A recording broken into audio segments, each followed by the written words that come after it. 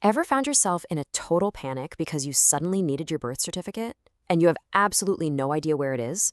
Or worse, you realize you don't even know how to go about getting a new one without drowning in a sea of paperwork? Well, welcome to this explainer. Today, we're going to break down exactly how to navigate the bureaucracy and get your Mississippi birth certificate online completely stress-free. By the end of this, you'll have everything you need to successfully grab this essential document.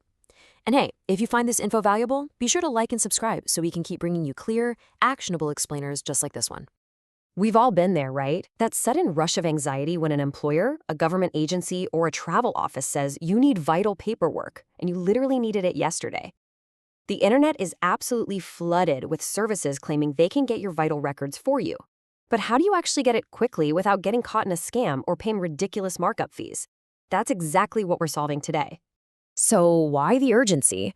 Whether you're trying to board a cruise, applying for your first U.S. passport, or simply trying to upgrade your driver's license to a real ID, a certified long-form birth certificate is the key that unlocks almost everything. It's a foundational requirement for enrolling a kid in a new school and proving your identity for Social Security benefits or a brand new job. To get you sorted, our roadmap for today covers why you need it, eligibility and required documents, the online application process, costs and processing times, support and common issues, and a quick recap with your final steps.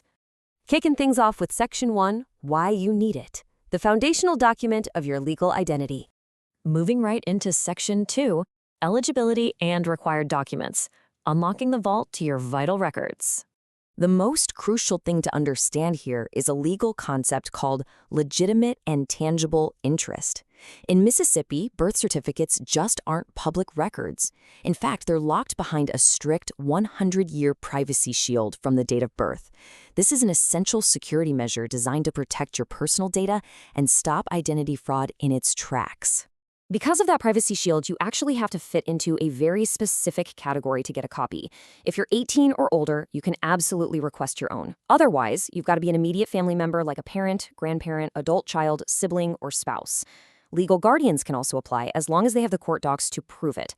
If you aren't on this list, you're pretty much out of luck. And the quick warning, anyone trying to grab a copy under false pretenses faces severe criminal penalties under Mississippi law.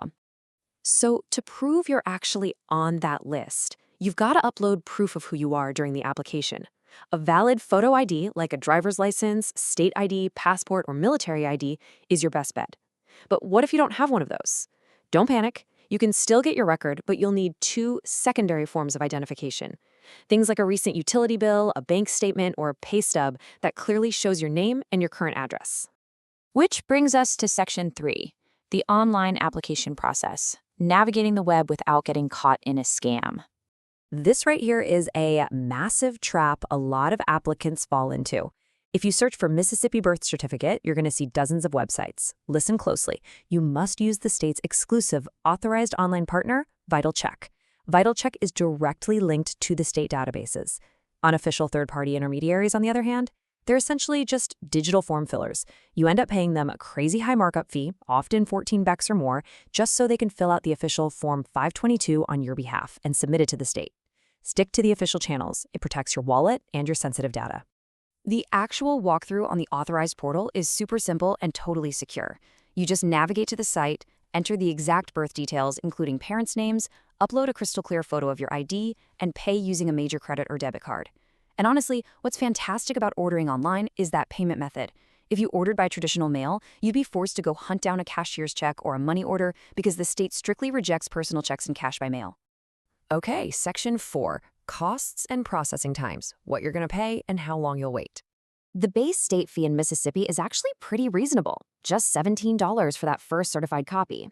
If you need extras, say one for your passport and one for your filing cabinet, they're only $6 each, but you have to order them at the exact same time. Ordering online does add a standard processing fee for the credit card transaction. Also, it's definitely worth noting that homeless youth under 25 and qualifying veterans can actually score a copy for absolutely free under specific state provisions. And here is a genuinely awesome little fact about that $17 fee. Exactly $1 of it goes directly to the Mississippi Children's Trust Fund. This helps fund community-based programs across the state designed to prevent child abuse and neglect. As for the timeline, the state's official promise sounds pretty great. They state that standard processing takes about 7 to 10 business days. If you order online and choose expedited UPS shipping, they aim to process it in just 3 to 5 business days. But, you know, let's check reality. User experiences can vary wildly. Looking at real discussions online, some folks are absolutely thrilled. One user ordered late on a Tuesday and had the certificate in hand by Thursday afternoon. That is an amazing 3-day turnaround. But look at that second quote. Another applicant was trapped, waiting months, constantly going back and forth, all because the signature on their application didn't perfectly match the signature on their uploaded ID. That tiny discrepancy triggered a mandatory notarization delay. So let's get into Section 5, Support and Common Issues. Time to troubleshoot the bureaucratic maze. We really want to keep you out of that maze entirely. The biggest reasons for those massive delays are usually just simple user errors. I'm talking about completely forgetting to upload the photo ID, misspelling a parent's maiden name so it doesn't match the historical registry, or, as we literally just saw, failing the strict signature matching test. And of course, getting stuck in limbo because you used an unverified third-party website that took your money but delayed submitting your form to the state. Now, if you do get stuck, if your order is severely delayed, or say you realize you need to officially amend a misspelled record, do not rely on online chatbots. Pick up the phone and directly call the Mississippi State Department of Health's Vital Records Office at 601-206-8200. Or if you happen to be local, you can just visit them right in person in Ridgeland for walk-in service.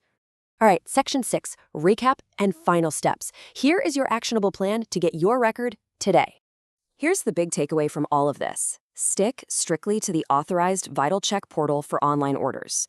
Before you even sit down at your computer, make sure you have a well-lit, clear picture of your photo ID ready to upload. Have your credit card ready for the $17 fee, plus the small processing charge. And above all else, double-check your spelling and scrutinize your signatures. Doing these simple things is going to save you a massive headache and get you your certificate in just days. Just a quick disclaimer before we wrap up. Government policies, fees, and accepted platforms can definitely shift around.